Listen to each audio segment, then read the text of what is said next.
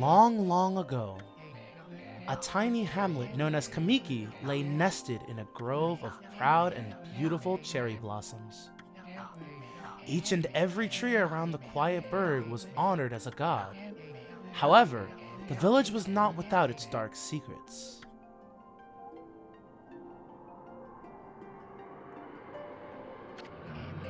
To satiate the appetite of Orochi, a fearsome cave-dwelling beast, a young maiden was offered as a sacrifice at the annual festival.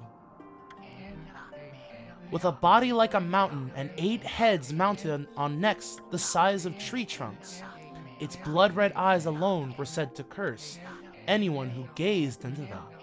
No one dared disobey the horrific beast.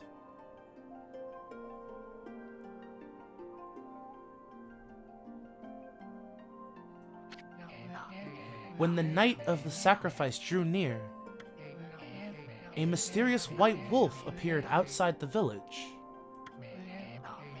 This wolf, its coat as brilliant as snow, was dubbed Shiranui. The wolf kept a watchful eye on anyone who'd ventured outside the village, and made a habit of patrolling the streets at night. People assumed the wolf to be familiar of Orochi.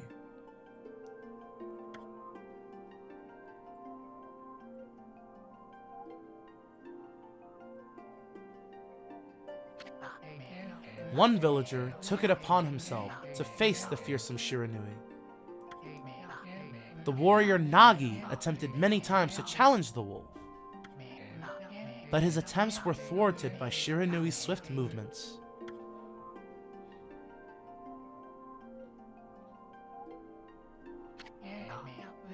Before long, the night of the accursed festival have arrived. A white-plumed arrow heralded the coming sacrifice. Piercing the sky, the arrow sunk its shaft squarely onto the home of Navi, the village's most beautiful maiden.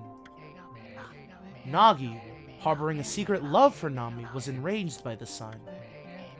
Determined to put an end to Orochi once and for all, Nagi traveled to the beast's cave in place of his beloved.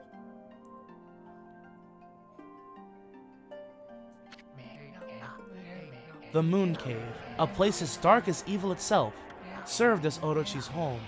As Nagi stood bravely before the entrance, a beast appeared, eyes glowing crimson upon 8 thrashing necks. Orochi stood tall before him, anxious for another sacrifice. Nagi leapt with incredible grace, swinging his blade valiantly. On and on he sliced, well into the moonless night. But Orochi's hide was like steel. The blade left nary a scratch.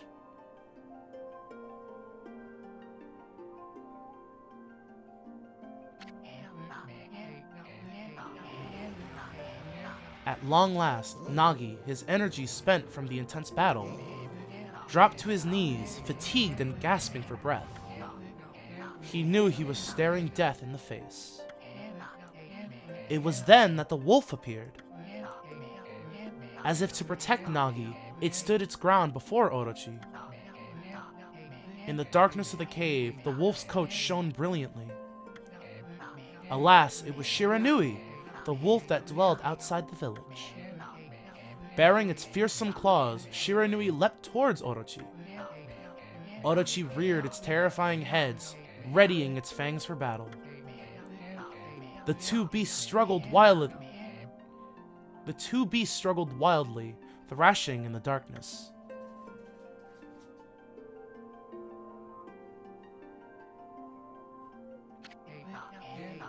Mysterious and terrifying, the spectacle continued. Shiranui summoned gusts of divine wind to counter Orochi's flames.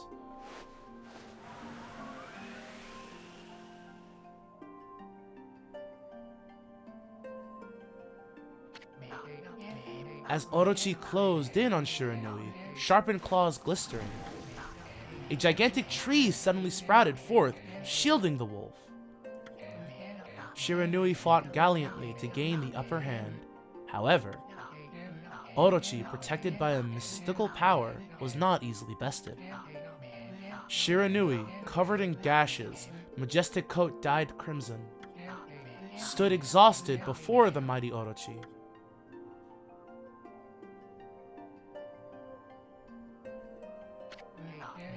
Orochi saw a chance to strike what would be the final blow. But Shiranui refused to give in with its last ounce of strength. The majestic wolf gazed heavenward and unleashed a mighty howl. Suddenly, the black clouds overhead dissipated. The light from above glinted off Nagi's sword as a beacon of hope.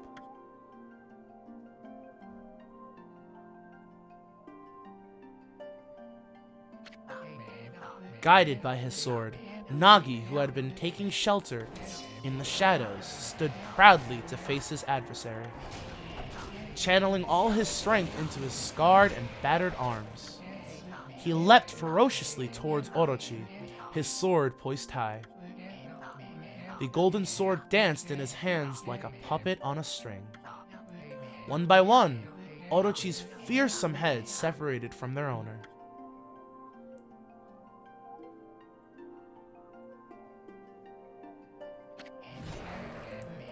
Orochi's broken body collapsed in a lake of its own blood. In that instant, the curse that plagued the villagers was lifted. As the battle subsided, the sun shone once again in the sky.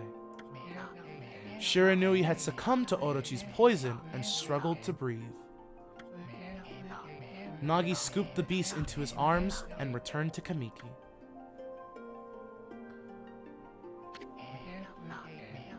When they reached the village, Shiranui was no longer moving. The village elder gently stroked the wolf's head. In response, Shiranui let out a hoarse and pitiful bark, then closed its eyes and drifted off as if into slumber.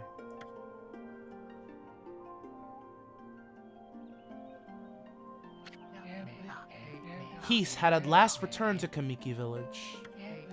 In honor of Shiranui's heroic exploits, the villagers erected a shrine and placed a statue of the wolf within it.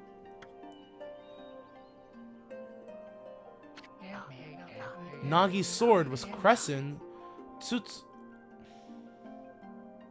Tsukuyomi and placed inside the moon cave. The villagers all looked forward to an age of endless peace. However, this is not the end of the story. There is more to this tale than most people know. 100 years had passed since Nagi and Shiranui's heroic exploits. It happened so quickly that no one in the village even took notice.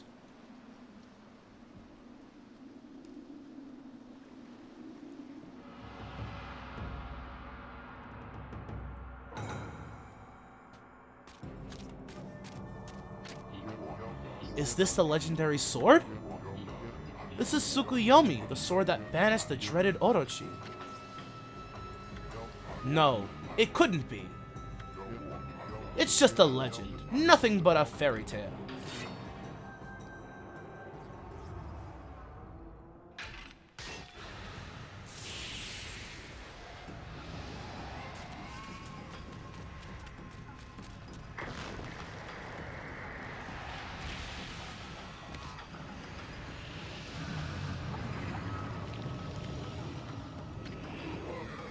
O he who seeks power, he who has broken my bonds, speak the words I wish darkness unto the world.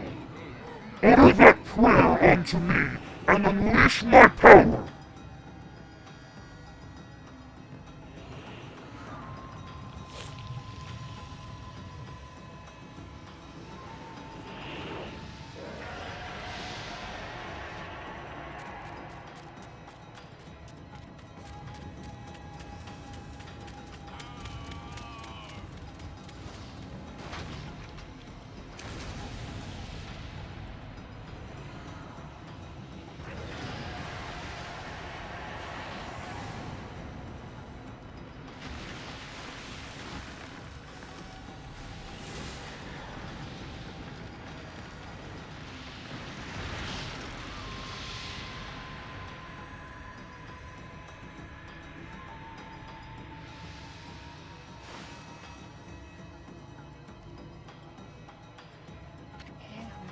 a horrible tragedy suddenly swept over the land. However, there was one village that seemed to escape the terrible curse. The tiny settlement of Kamiki village enjoyed the protection of a sacred tree. It is here that the real story begins.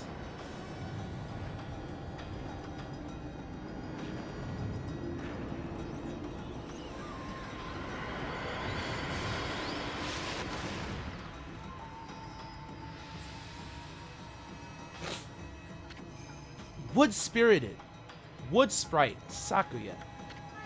How troublesome! This is just like the ancient prophecy of doom. What has transpired to bring about such calamity? We must act quickly. There is no time to lose. My power has diminished over the years I've spent protecting this area. I don't have much time left in this world. Amaterasu, now is the time. We have never needed your power more. Shine your divine light upon this broken and polluted world. Let your heavenly rays become our hope as you guide us all.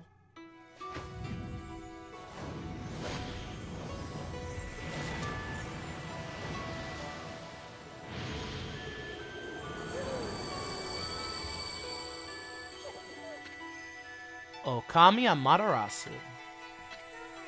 Ah, such divine white light, such beauty and grace, has a better interpretation of my face. The only one capable of such wondrous spectacle is none other than our mother and the origin of all that is, Amaterasu.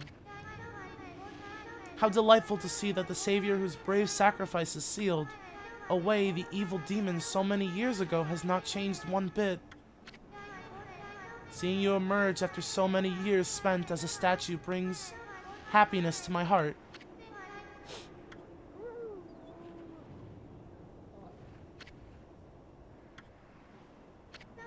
Amaterasu?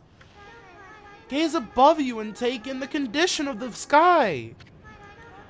Since your untimely departure from our midst, the world has succumbed to devious and vicious beasts. They have ravaged our fine and bountiful country of Nippon. But never have the circumstances been worse than they are at this very moment. Please use your power to banish the darkness and punish those who would do us harm. Eh? What is this? Has something stolen its way into my robe? Oh,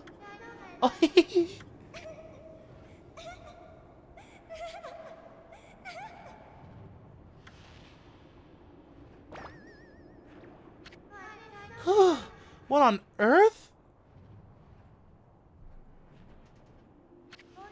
You again?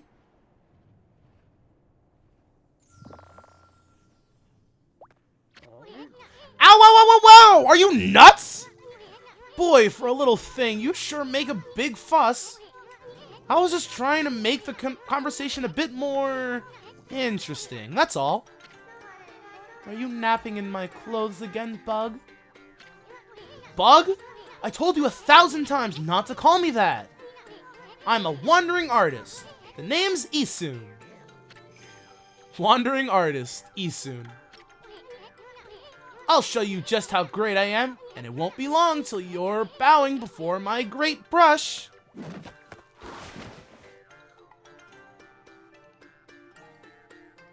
Pretty good piece. I like it. Well, what do you think? Even cuter than the real thing, no?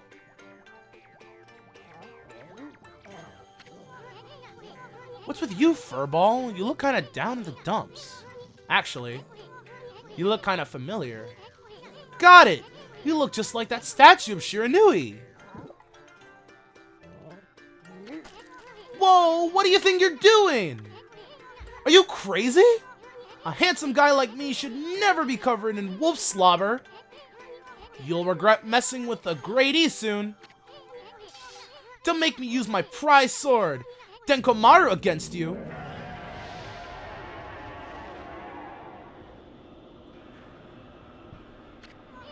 Whoa, what's that growling sound? Why is it so dark anyway? Oh great god, Amaterasu. I've used all the power I have to protect Kamiki village. The village lives on. Their spirits lie encased in my fruit. Cut it free, and the village will be reborn. I trust in you. I know that you will lead us down the right path. Only your awesome power can restore life to the world. The trees return to normal, huh? That Sayaka girl sure said some weird stuff. The village's spirits are being kept inside the fruit? That's the fruit that girl said. If you cut it down, the village would be restored. But it's awfully high up there. If you don't use some kind of special power, there's no way you're gonna reach it. This darkness is really getting to me too. A lot can happen while you're taking a nap. Okay, can I just say, if like you have a sword, like I don't care how big you are, all Ami has to do is fling you up there and you just start hacking at that stem. Like Isun, come on! Anyways, before I do anything, there is something special that I want to show. No. Wrong. Yes, this one. Okay. So, in the Switch version, there is a specific option called the original settings.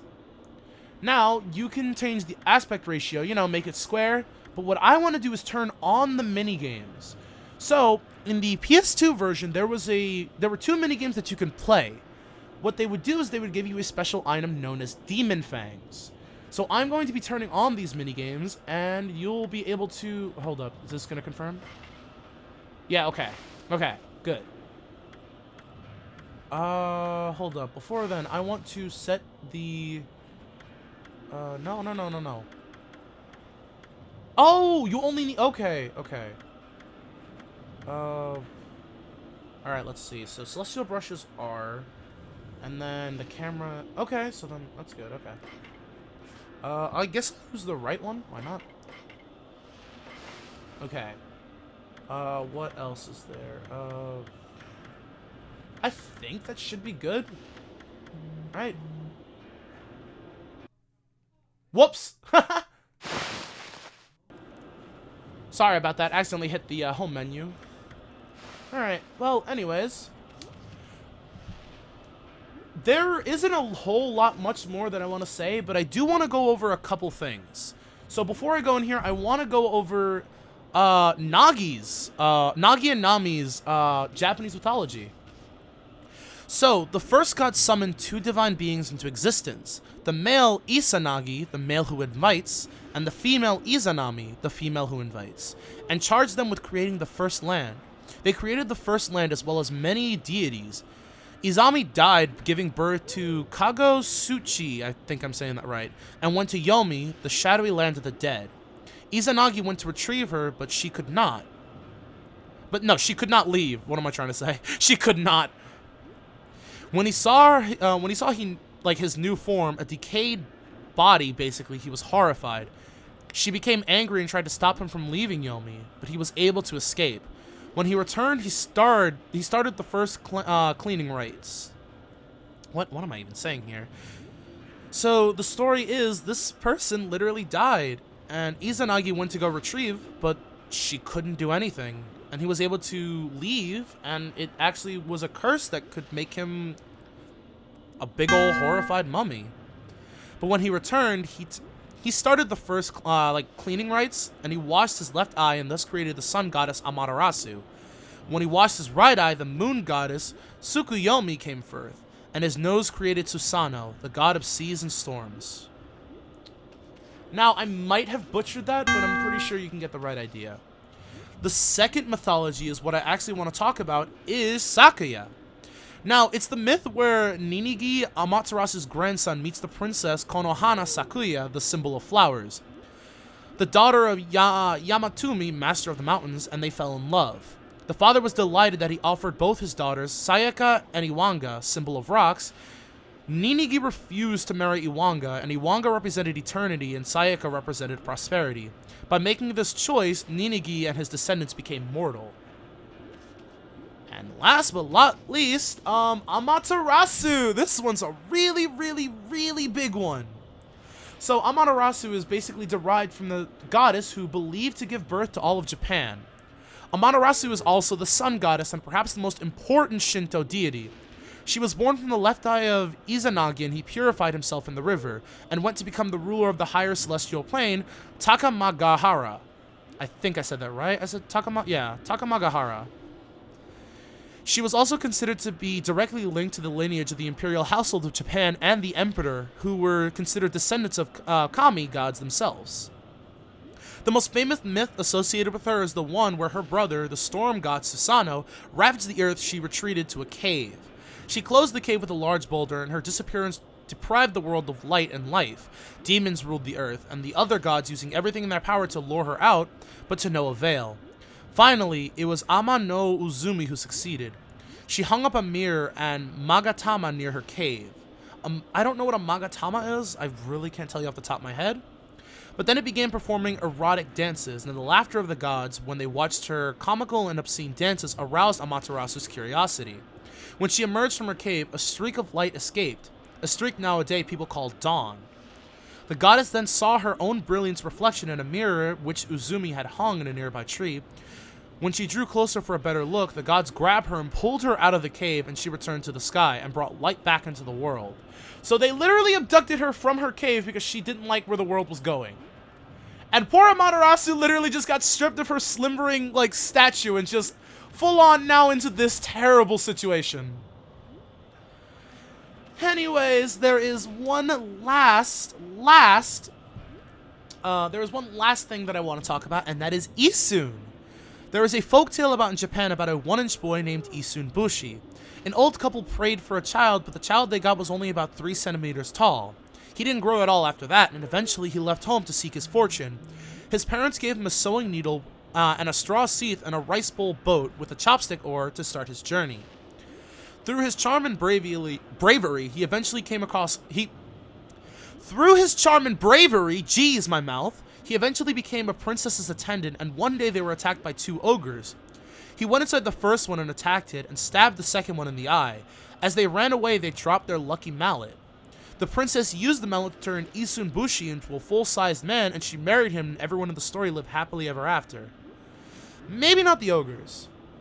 Now, this story can be changed. I've read ones where Isun gets swallowed by the ogres. He slashes up the entirety of this one ogre's stomach, and he coughs up Isun along with a lucky mallet.